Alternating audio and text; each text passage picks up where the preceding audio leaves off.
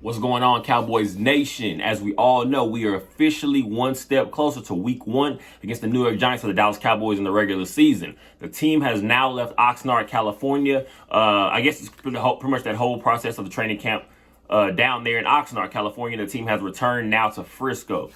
Camp is now going to pick back up from here now going into the final week of preseason against the Raiders. So before we get going, as always, I want you guys to go ahead and like, subscribe, share, comment down below your opinions and your thoughts on this team. We are now, again, like I said, closer to week 1. So there's plenty to start getting ourselves ramped up for in the next coming weeks. Of course, coming back to Dallas, the team is officially going to have their first presser, of course, to the training camp in Frisco, and that happened yesterday. We had, of course, you got to hear from voices of guys like Jerry Jones, Stephen Jones, Mike McCarthy, people like that, of course.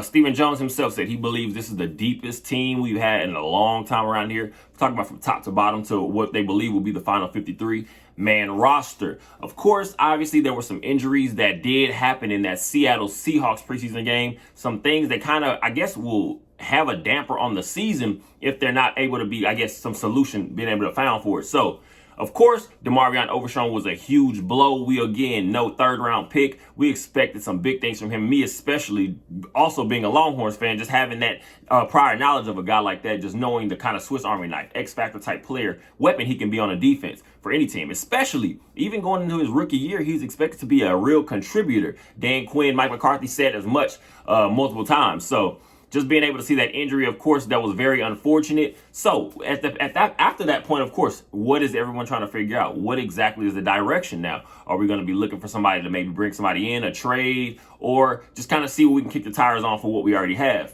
There are some guys, of course, you have like look at your Devin Harpers, Jabril Cox more specifically, because again, Jabril Cox, we do know him coming off of an injury, especially the last couple of years, kind of been trying to get himself back into the mix.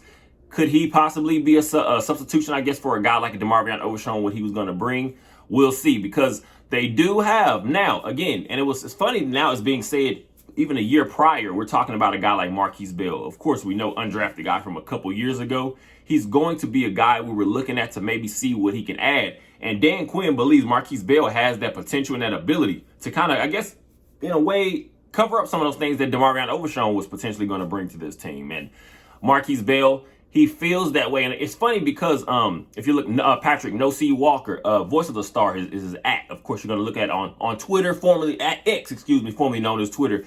It's funny, reported that he kind of brings it up maybe about a year ago, the last August, I think.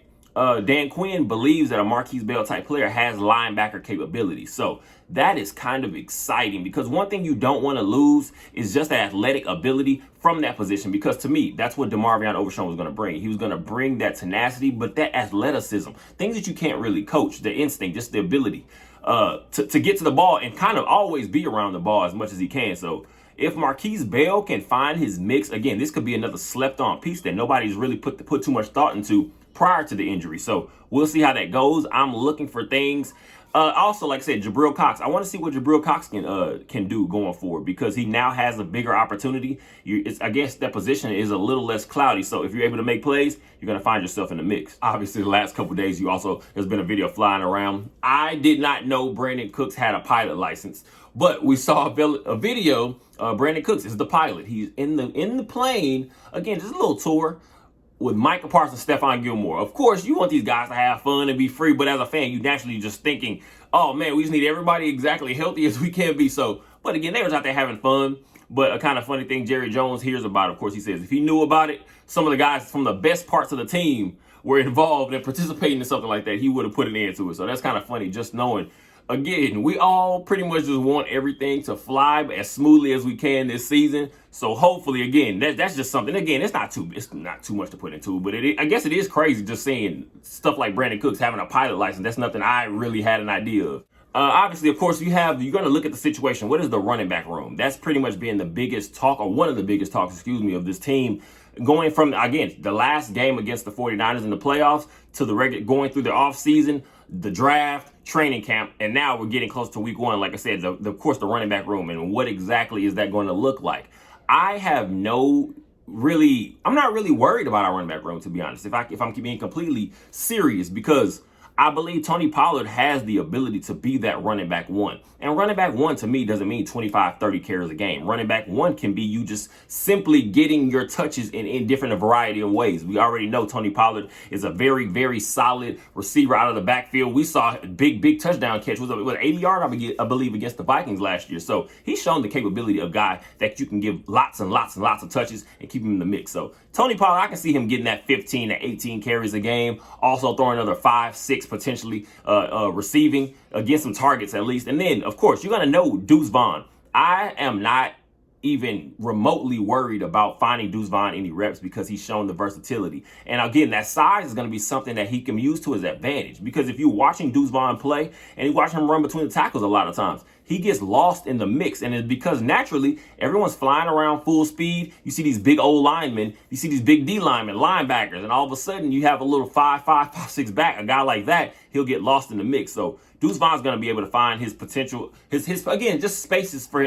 us to get him his opportunities. Of course, like I said, also in the receiving game. We don't know if he'll maybe be a kick returner here and there. We'll see. But Deuce Vaughn, he's going to be able to find his spot. Now, what can we do behind that? To me, I'm going to say it'll be like a dual running back 2 situation. It's not going to be one guy alone, but I can see Rico Dowdle being the main guy off of that, because Mike McCarthy, I've said multiple times this offseason, Mike McCarthy's a big fan. He has very high pretty much just hopes for what Rico Dowdle can do. He said, because again, Mike McCarthy speaks on it. He loves the intensity and the ferociousness that Rico Dowdle runs with. And also, he's up to this point, he's kind of one of our best run blockers. I mean, I'm going to say running back position, from the running back position, he's one of our best pass blockers. And we know how important things like that are, especially with a guy like a Dak Prescott. We want to keep him as clean as we can for as long as we can during this season, because we do know how physical it can get. So Rico Dowdle, you're still going to be able to find your mix for a guy like Ronald Jones. I believe he might have some goal line carries throughout the season, maybe potentially. Malik Davis, we know he's a hard runner. You cannot have too many of these bodies, because we do know the running back position tends to take lots of hits, and kind of those things add up over time. So if we can get this group as cohesive as possible going into week 1, I think we're all good to go. 2nd round draft pick, Luke Schoonmaker, tight end out of Michigan. He now says he feels good. Says the foot pretty much is not bothering him at all. It feels about like the way it did prior to the injury. He says now he's just looking to strengthen it and get better and just pretty much get himself back in that mix, because also we will be able to say John Stevens Jr., again, a guy who's kind of showing out and making some plays throughout this entire training camp and preseason process. Of course, also, we lose him in the Seattle game to a torn ACL, just like we did DeMar around Overshown. So Luke Schoonmaker is going to be very vital to what we can do, because, again, we do know Jake Ferguson. I have utmost confidence in Jake Ferguson. I believe he should be tight end 1, at least at this point, because he does have the ability to stretch the field down. And again, we're talking about running a Tex Coast offense, West Coast rendition that we have is going to be the Tex Coast, of course. You're going to be able to have a tight end that can break those seams in certain points. And I'm not going to compare it to talking about a Travis Kelce type player, because that's a rare breed. But we're talking about, I think Jake Ferguson does have the ability to kind of make some plays in spots, whether it's just finding space in these small zones, because again, the tight end is going to be very vital to an offense that's going to be based around getting the balls out of Dak Prescott's hands as quick as possible. So Luke Schoonmaker being able to get himself in that mix is going to be huge, just for the depth that we do have. Just again, talking about Jake Ferguson, Peyton Hendershot. Now you talk about Sean McEwen. Also, maybe Noah Fant. We'll see if he ends up on the practice squad or something like that. But Luke Schoonmaker is going to be very important to this team, and I feel like he's going to, at some point, start making some plays that are going to be vital to our success. Also, Nashawn Wright is finally out of a boot. He was dealing with a little injury. He's now fully, I guess, just involved back with the team again. They're taking it easy. We're talking about rehabbing and getting guys ready, but it's good to just see him back, at least possibly going to work himself back into the mix of this cornerback depth. Also, you're going to see lots and lots more talk about Mazi Smith. What exactly is going to be his importance? What do we think his production can look like? I want everybody to keep it very clear. Mazi Smith is going to be here to be just that hole filler and that guy to take up space and push that pocket. I'm not looking for Mazi Smith to be this elite pass blocker. Pass rusher. But also, he's going to be very important to the defensive tackle room just because of the interior and what that's going to be able to bring to our running back. I mean, just run stopping defense. Of course, you do know Jonathan Hankins is out there. So he's going to have some of that veteran leadership and mentorship, I guess you can say. Jerry Jones, of course, believes that Mazi Smith is going to play lots for us. He's going to be very important to what this team is going to be able to get done defensively. And I feel the same way just because. Give Mazi Smith some time. Again, this is still a fresh game. The NFL game is not something that everyone can just hop into and just take over from day one. It's not that simple because, again, there are so many intricacies, especially to playing the interior. You're also talking about guys, you're going against guys that have been in this league for 5, 6, 7 years, talking about as O-linemen on the opposite team. So you're going to get some veterans that kind of seen pretty much every kind of trick in the book. So Mazi Smith is going to have to work on his hands, work on his footwork, and work on his get-off. But other than that, we already know he's a powerful guy, and I feel like he's definitely going to contribute to this upcoming season just because he does have some abilities that are already going to pretty much be, I say, makeshift, that are going to fit well next to a guy like Micah Parsons, next to an Oso Digizua, next to a Jonathan Hankins, DeMarcus Lawrence, Chauncey Golston. We're talking about potentially, we'll see what happens with a guy like Dante Fowler, but we'll see. But Mazi Smith, he's going to be the perfect fit to what this team is going to need because we already have the athletes around him to make the plays. I mean, we kind of already knew this at this point, but it was good just to hear it confirmed. The coaching staff, the front office pretty much confirmed, especially in the presser, that Jalen Tolbert will be your wide receiver 4. So we're talking about CeeDee Lamb, Brandon Cooks, Michael Gallup, Jalen Tolbert. That is a nice mix. And then you're going to be able to throw guys in there. Maybe, potentially a guy, again, I'm a fan of Jalen Brooks, and also see what Kevontae Turpin can bring. We're now going to be able to have a solid room because as you can see, Jalen Tolbert has developed and developed. And the more so it comes from, you can get lost in talking about preseason plays that you're making or training camp plays. But if you're just watching him play, last season, you could tell he was a rookie to the highest, I guess, thought process of what a rookie is, because we're talking about a guy that for some reason just couldn't put down together what the things are that he's going to have to. Of course, you're learning your playbook, but then you have to make sure you're always in the right space, in the right spot. You make sure you're running the right routes. And some guys can't process this that fast in year one because it's a big change a lot of times from the simplified offenses that a lot of teams do run in college. So we do know Jalen Tolbert now is showing that he can make those plays, and he can be a guy that you can find. Also, I believe he can step in if someone goes down, or just, again, you want to get somebody a breather or just find a switch up of during a game adjustment. I believe Jalen Tolbert can be one of those guys that's going to make some plays. So we'll see what this does for his future, his confidence, and what he potentially can be for us in the next few years. So it's big just knowing that Jalen Tolbert has that lockdown, and now he's one of those guys. We'll see if he can take it to another level. Reported by Nick Harris yesterday, Brandon Aubrey does go 7 of 8 on field goals, extending all the way from 33 yards to 53 yards. I believe he did miss a 48-yarder off the top upright, but it is kind of, I guess you're kind of starting to see that he is a little bit more relaxed out there. We'll see how long that can hold up. I'm not really sure at this point that we're going to bring in any kicking competition. Again, we don't know. It's still a few weeks away from the actual regular season. There is going to be, I guess, when we start flipping some corners and trying to figure out who exactly is going to be on this final 53-man roster. Brandon Aubrey is looking like he has the one up on the kicker position right now. It feels like maybe the coaching staff is confident that he can somewhat get it done. And again, if you're talking about some veterans that are going to still be on the board and on the, I guess, when the season actually starts, whether it's a Robbie Gould, whether it's a Mason Crosby, up to this point, again, this is just speaking today. We'll see if this turns into a situation where you can still bring in a veteran later on or during the season. We'll see. But Brandon Aubrey does seem to have it locked down as of now.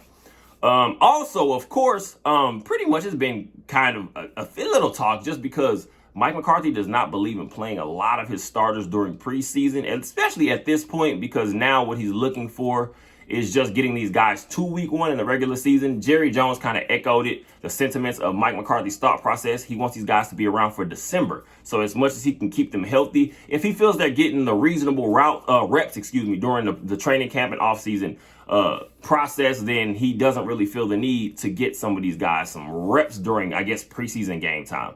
I believe, me personally, I'm a fan of just getting some of your guys at least a couple drives. I'm not talking about long extended periods. You don't want Dak Prescott out there for long periods of time. But I would have liked to see a Dak Prescott maybe get a couple drives just so that he can get those feet wet. A CeeDee Lamb, maybe a drive or two. Nothing crazy. I just want to see them out there. But that could be the selfishness of just being a fan itself. Because, again, preseason is predominantly, for a lot of these young guys that are trying to make a team, or some of these guys that are trying to stick a little bit. So we'll see how that goes.